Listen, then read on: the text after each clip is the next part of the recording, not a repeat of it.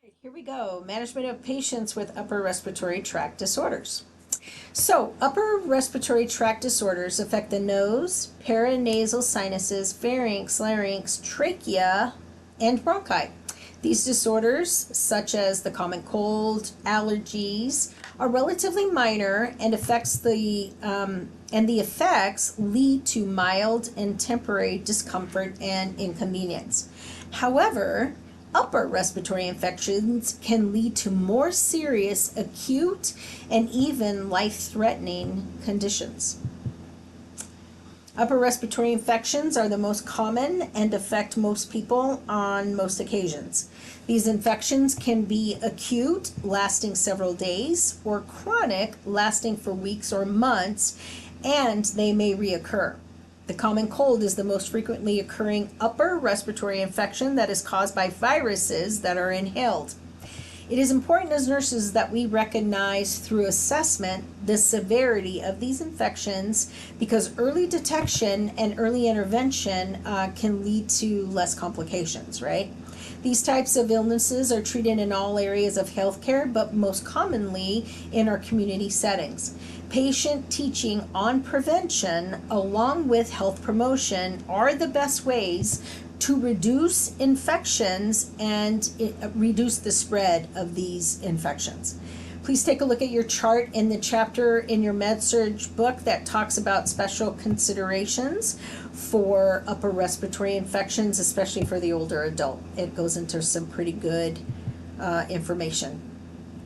Okay, rhinitis is a group of disorders that causes inflammation and irritation of the mucous membranes of the nose and contributes to sinus, ear, and sleep problems. Rhinitis can be acute or it can be chronic and is caused by inhalants. It can be allergic, it can be due to allergens that cause like dust, pollens, those kinds of things, or it could be a non-allergic form of rhinitis where microorganisms like viruses or bacteria are actually causing that, right? Most medications can cause rhinitis too. I shouldn't say most. Some medications can also cause rhinitis through their side effects, like, for example, ACE inhibitors or even beta blockers, right? They can cause rhinitis. And then pharyngitis is an irritation of the throat manifested by redness and inflammation.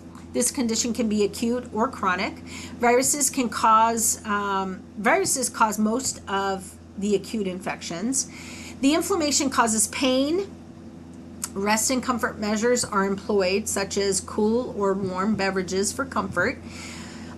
Change to soft foods to avoid irritation of the throat. We'll give the patient analgesic medications that can be used for pain. Chronic pharyngitis is persistent and can be seen in individuals who work in dusty areas, right? Or patients who use their voice to excess, patients who have chronic cough, or habitual alcohol or tobacco users have trouble with this as well. Recommendations to reduce exposure or wear a mask is encouraged. We encourage these patients to drink plenty of water, sometimes the doctor will prescribe them gargling with warm saline solutions because that helps relieve discomfort for them. Tonsillitis and adenoiditis are enlargement or irritation or inflammation of the lymphatic tissue situated on each side of the oral pharynx. Symptoms of tonsillitis and adenoiditis include sore throat, fever, difficulty swallowing, and snoring. Diagnosis to determine viral or bacterial is done with a swab or a culture of the throat. If bacterial, the infection can be treated with antibiotics. Supportive treatment includes increasing fluid intake, taking analgesics, doing saltwater goggles, and of course rest. Chronic tonsillitis or adenoiditis can lead to tonsillectomy and can include the adenoids as well. Surgery is generally conducted outpatient. Laryngitis can be caused by the same pathogens that cause pharyngitis. and also can be caused by environmental pollutants. So again, laryngitis can be caused by environmental pollutants or the same pathogen that causes pharyngitis. Vocal cord infections and GERD can also cause laryngitis. So many times patients who have GERD, it will lead to, laryngitis. So they get that hoarseness, they lose their voice, that aphonia, they may end up with a severe cough. So it's important that they rest their voice. They want, they need to avoid environmental pollutants. They need to maintain a humidified environment. So we're going to encourage them again to get humidification.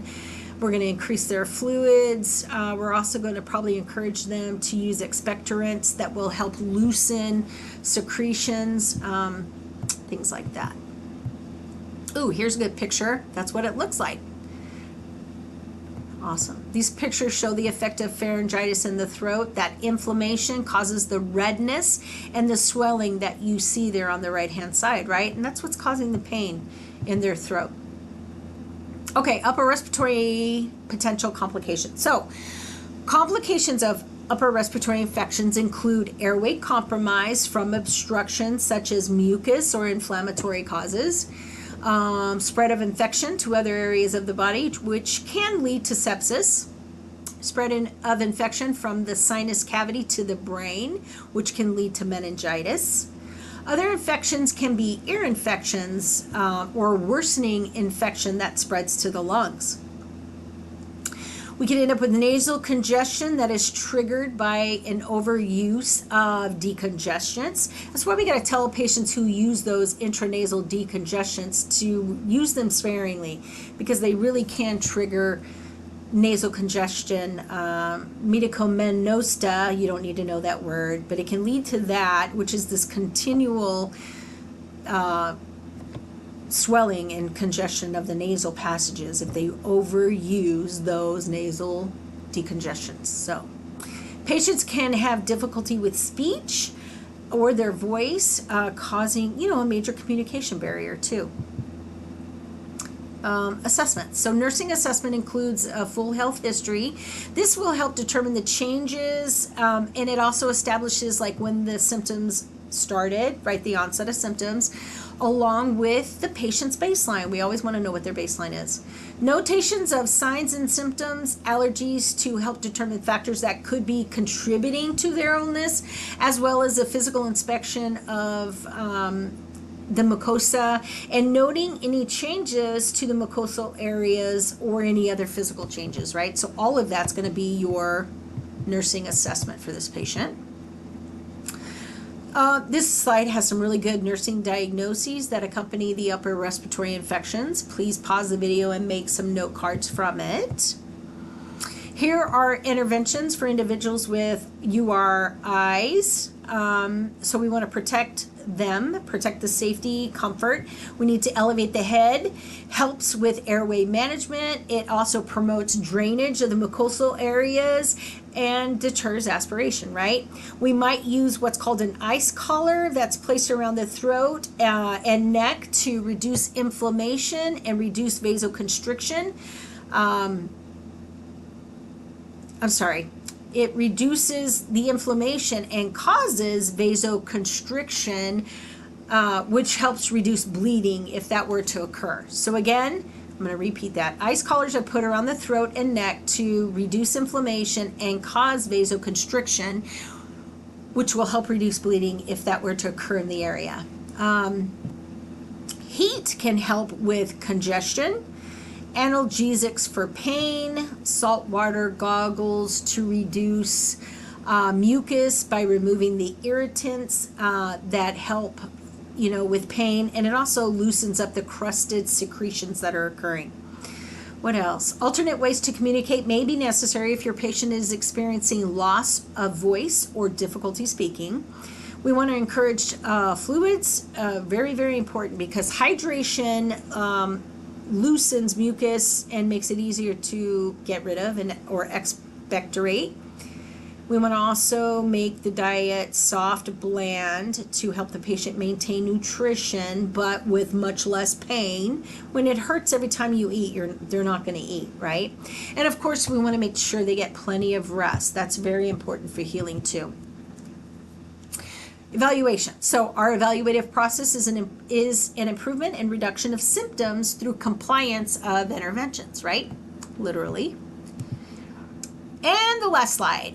Patient education includes prevention such as frequent hand hygiene, changes to environment to reduce contact with irritants, and the importance of taking their annual vaccinations. If your patient is taking antibiotics, it's important they know to complete the full medication regimen and not stop taking it when they feel better. I know that sounds common sense, but it is not for many, many patients. It's also important to inform your patient that they need to seek further medical treatment if their symptoms persist or get worse or they spike a fever. They should not, so if they do, they need to come back in right away. Don't wait till the full course of the antibiotics. All right, this is the end of the chapter.